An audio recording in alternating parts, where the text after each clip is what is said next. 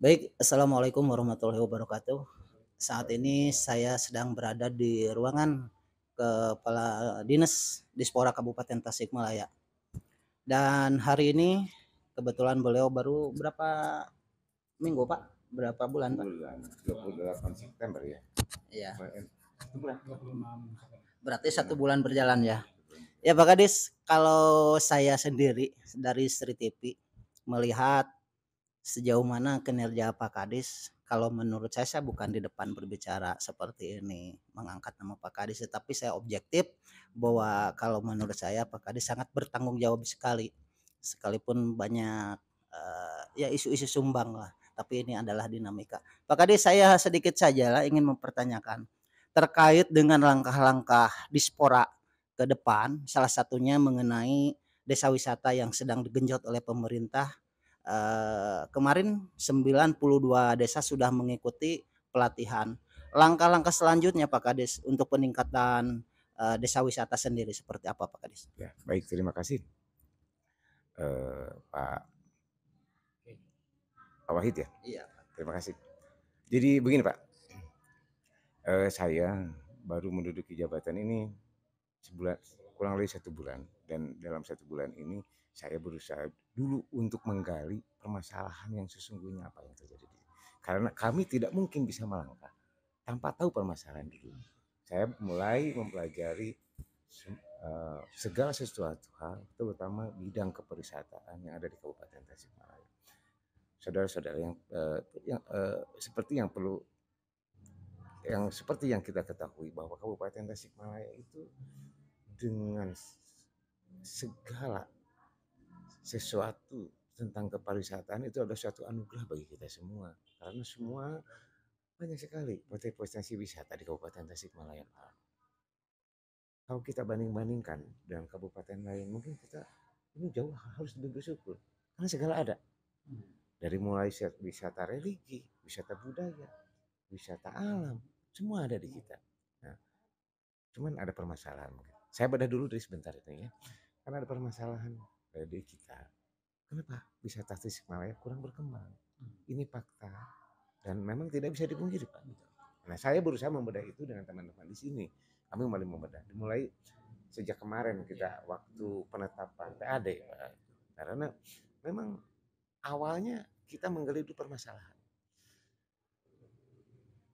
Perlu kita ketahui bersama bahwa PAD dari sektor pariwisata Kabupaten Tasikmalaya itu sangat kecil. Target kita di atas 2 miliar sekarang itu tidak tercapai. Apalagi dengan tren kunjungan wisata sejak tahun 2020 ke sini itu menurun, sangat-sangat menurun. Bahkan lebih dari setengahnya. Pada tahun 2020 kita mencapai target wisatawan yang masuk itu 1,5 juta lebih.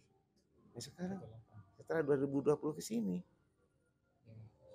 itu di angka 500 sampai 700, bahkan untuk target 2023 saja sekarang.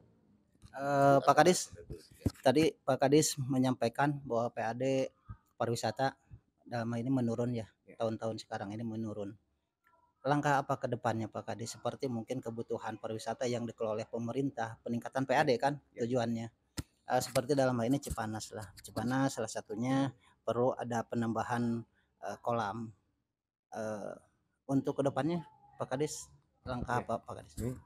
Ini saya berusaha membedah dulu dari Betul. awal begitu ya. Siap. Jadi ini konsep permasalahan kepariwisataan yang ada di Kabupaten Tasikmalaya. Nah, yang pertama kami tentu saja akan menginventarisir permasalahan itu, dan juga yang kedua itu karena potensi pariwisata Kabupaten Tasikmalaya juga terkendala oleh regulasi kita ya, tidak bisa serta merta kita menuntaskan permasalahan begitu. Maka ada satu lagi yang bisa kita dorong, yaitu desa wisata. Karena pada intinya kita bukan hanya target PAD saja yang harus dicapai itu. Ada yang paling utama itu adalah kesejahteraan masyarakat. Kita tentunya sebagai pemerintah daerah ya, bukan hitung-hitungan bisnis.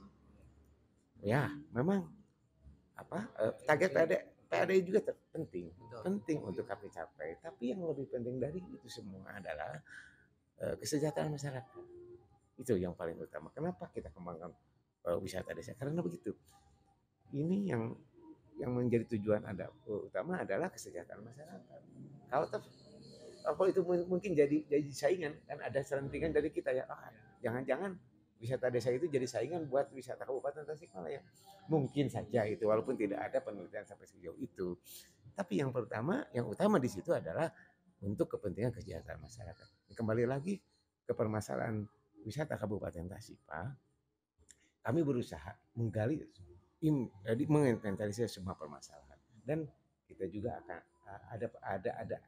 ada solusi lah sementara itu, mencari solusinya. Yang pertama, untuk objek-objek wisata yang perlu penanganan khusus, juga kekayaan kita, aset kita yang perlu penanganan khusus, kami menjajaki untuk di pihak ketiga kan. Itu target kami tahun ini. Ya, biar pengelolaannya, biar manajernya lebih profesional. Itu yang pertama. Yang kedua, juga kami akan memberi saran kepada pemerintah daerah, Pak, tentang objek-objek wisata yang perlu pembenahan. Seperti tadi, Cipanas Galunggung. Betul, Pak. Betul. Ini sejalan dengan saya. Karena orang datang ke Galunggung itu adalah untuk mencari sesuatu yang tidak ada di tempat lain dan hanya ada di Cipanas Galunggung, yaitu air panas, kolam air panas. Nah, itu saya sangat setuju, Pak, tentang pembenahan itu, walaupun regulasinya memang tidak semudah itu. Saya sangat setuju untuk membangun kolam pemandian air panas itu sedemikian rupa, jangan yang seperti sekarang. Lebih banyak pendukung kepariwisatanya daripada destinasi wisatanya sendiri.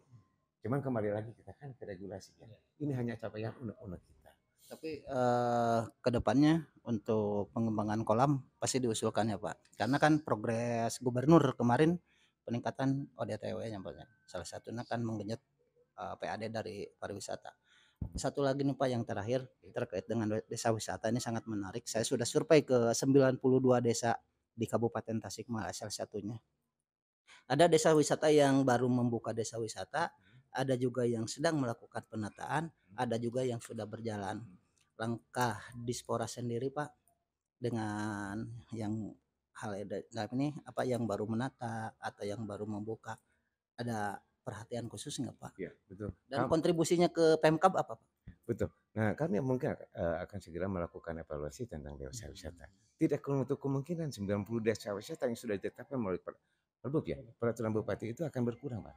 Karena sifat kami pemerintah daerah itu hanya menstimulan mereka. Biarkan mereka berkembang. Bukan berarti kami mensuplai segala-galanya. Bukan berarti begitu. Kami mendorong daerah-daerah, desa-desa tertentu untuk menjadi desa wisata dengan harapan mereka bisa berkembang dengan sendirinya. Kami hanya mensuplai hanya mendorong saja, menstimulan saja. Itu Pak. Itu akan segera kami evaluasi. Karena mungkin ke depan itu tidak tidak lagi seperti jumlah yang sekarang. Mungkin begitu kan? Mungkin berkurang. Yang jelas ini kami terus mendorong rekan-rekan kepala desa untuk mengembangkan potensi wisata daerahnya. Oke, terima kasih. Sekalipun singkat padat, saya wawancara dengan Kepala Dinas Dispora Pak Haji Itang. Ya, ini kita tujuannya mengedukasi masyarakat dan tadi sudah disampaikan bahwa Dispora hanya memberikan stimulan, bantuan stimulan lah dalam hal ini, baik itu bantuan pikiran ya Pak ya, tenaga dan pikiran, edukasi untuk pariwisata desa wisata. Dana edukasi ada Pak, ada dana stimulan dari kita, edukasi juga, pembinaan lah utamanya. Oke, Pak Kadis, Pak Sekdis, terima kasih atas waktunya. Makasih. Assalamualaikum warahmatullahi wabarakatuh.